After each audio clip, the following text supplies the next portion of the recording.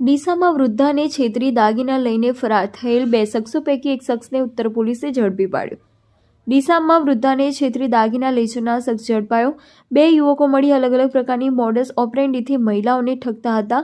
ડીસામાં 21 દિવસ અગાઉ મુખ્ય બજારમાંથી વૃદ્ધાને છેતરીને દાગીના લૂંટી જનાર 2 શખ્સમાંથી એક શખ્સની પોલીસે અટકાયત કરી છે। બંને શખ્સો અલગ અલગ પ્રકારની મોડસ ઓપરેન્ડીથી મહિલાઓને લાલચ આપી લૂંટતા હોવાના અનેક ગુના કબૂલ કર્યા છે। ડીસા તાલુકાના નાની આખોલ ગામે રહેતા સંજનાબેન દરબાર 21 દિવસ અગાઉ માલસામાનની ખરીદી કરવા માટે ડીસા આવતા ફુવારા સર્કલ પાસે રિક્ષામાંથી ઉતરીને તેઓ બજારમાં ચાલતા ખરીદી કરવા માટે જઈ રહ્યા હતા। તે સમયે અજાણ્યા 2 શખ્સો રસ્તો પૂછવાના બહાને મહિલા સાથે વાતચીત કરવા લાગ્યા હતા। તે દરમિયાન વાતોમાં લલચાવી વિશ્વાસમાં લઈ મહિલાના દાગીના રૂમાલમાં રાખવી દીધા હતા અને ત્યારબાદ બંને શખ્સો મહિલાની નજર ચૂકી દાગીના બાંધેલી રૂમાલની પોટલી બદલી દાગીના ભરેલી પોટલી લઈ છૂમંતર થઈ ગયા હતા।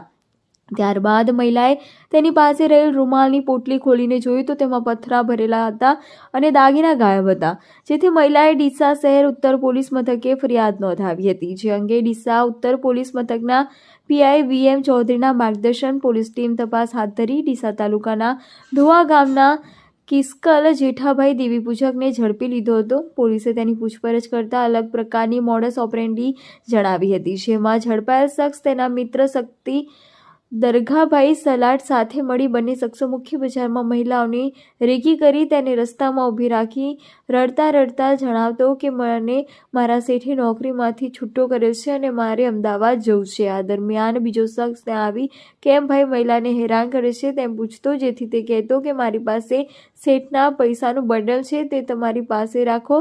તે દરમિયાન બીજો શખ્સ મહિલાને કહેતો કે તમારા દાગીના કાઢીને રૂમાલમાં મૂકી દો, આ ભાઈ ઉપર મને વિશ્વાસ નથી, જેથી મહિલા તેના દાગીના ઉતારીને રૂમાલમાં બાંધી દેતી હતી। ત્યારબાદ ઉપર 500ની એક નોટ રાખેલું નકલી બંડલ બતાવી મહિલાને લાલચમાં લાવી દાગીના બાંધેલો રૂમાલ યુક્તિ પ્રયુક્તિથી બદલાવીને ફરાર થઈ જતા હતા। આ પ્રકારની મોડસ ઓપરેન્ડીથી અનેક મહિલાઓને છેતરી હોવાનું તેને પોલીસ સમક્ષ કબૂલ્યું હતું, જેથી પોલીસે પણ પ્રજાજનોને સાવધાની રાખવા અને સાવચેતી રાખવા માટે અપીલ કરવામાં આવી રહી છે। જ્યારે પોલીસ હાલમાં એક શખ્સને ઝડપી પાડ્યો અને બીજા આરોપી શક્તિ સલાટની અટકાયત કરવાના ચક્રો ગતિમાન કર્યા છે।